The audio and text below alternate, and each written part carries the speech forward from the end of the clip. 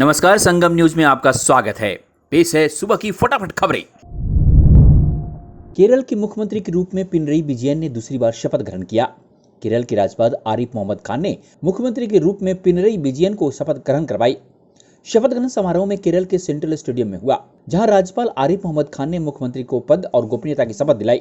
गौरतलब है कि केरल विधानसभा चुनाव में दूसरी बार पी विजयन के नेतृत्व में एलडीएफ की सरकार बनी है। कोरोना ने तबाही मचाकर रख दी है। इस महामारी के संक्रमण को रोकने के प्रयास जारी है। लोगों को मास्क लगाने, सोशल डिस्टेंसिंग के साथ बार बार हाथ धोने की सलाह दी जा रही है।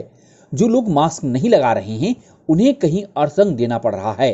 तो मध्य प्रदेश के सागर जिले की एक ग्राम पंचायत ने मास्क न लगाने पर 5 पेड़ लगाने का अभियान चलाया है।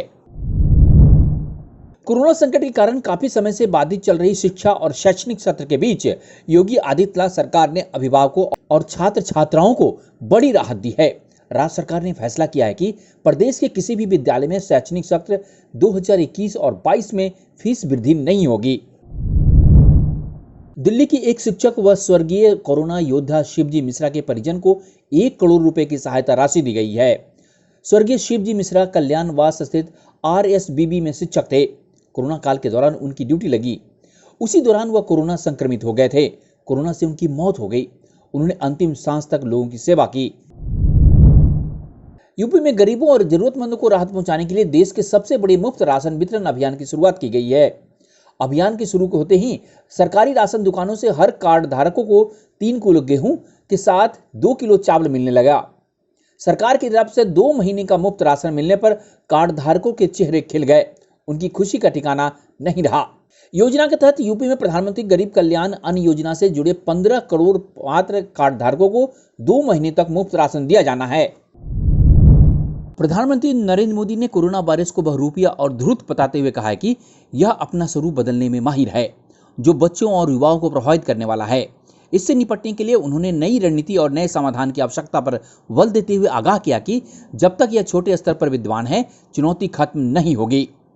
प्रधानमंत्री वीडियो कॉन्फ्रेंस के माध्यम से छत्तीसगढ़, हरियाणा, केरल, महाराष्ट्र, ओडिशा, पुडुचेरी, राजस्थान, उत्तर प्रदेश, पश्चिम बंगाल और आंध्र प्रदेश के जिला अधिकारियों और जमीनी स्तर पर काम करने वाले अधिकारियों से संवाद कर रहे थे।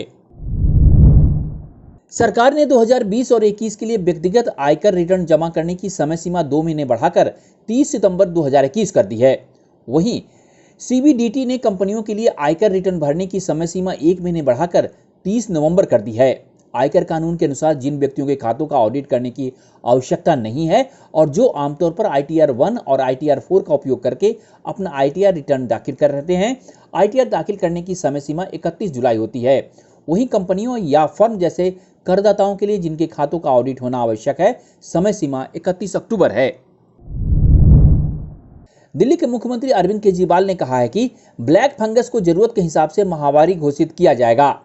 उन्होंने कहा कि सभी डॉक्टर से अपील है कि वे स्टेरॉइड को कम से कम इस्तेमाल करें। केजरीवाल ने कहा है कि यह सामने आया है कि ज्यादा स्टेरॉइड का इस्तेमाल करने से यह समस्या बढ़ रही है। जो भी मरीज हैं वह अपने शुगर का खास ख्याल रखें। शुगर और स्टेरॉइड का मिश्रण होकर ब्लैक फंगस ज्यादा बढ़ रहा है। उन्होंने कहा कि हम इसके बारे में लोगों को जागरूक करेंगे। ट्विटर ने अपनी नई सत्यापन आवेदन प्रक्रिया वेरिफिकेशन एप्लीकेशन प्रोसेस को फिर से शुरू करने की घोषणा की, जिसकी शुरुआत 6 श्रेणियों में होगी और यूजर्स को माइक्रो ब्लॉगिंग प्लेटफॉर्म पर ब्लू बैज अर्जित करने की मदद के लिए वैश्विक स्तर पर पब्लिक एप्लीकेशन की समीक्षा की जाएगी।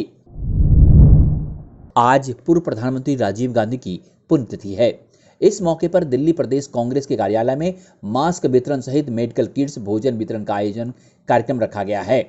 राजीव गांधी को श्रद्धांजलि देते हुए दिल्ली प्रदेश कांग्रेस सचिव व एडवोकेट सरफराज अहमद सिद्दीकी ने कहा कि राजीव गांधी भविष्य दृष्टा थे। राजीव गांधी जी कंप्यूटर के जनक हैं। उनके बताए रास्ते पर आज युवाओं को चलने की जरूरत है। तो ये थी सुबह की फटाफट खबरें। और भी खबरों के लिए बने रहिएगा संगम न्यूज के साथ।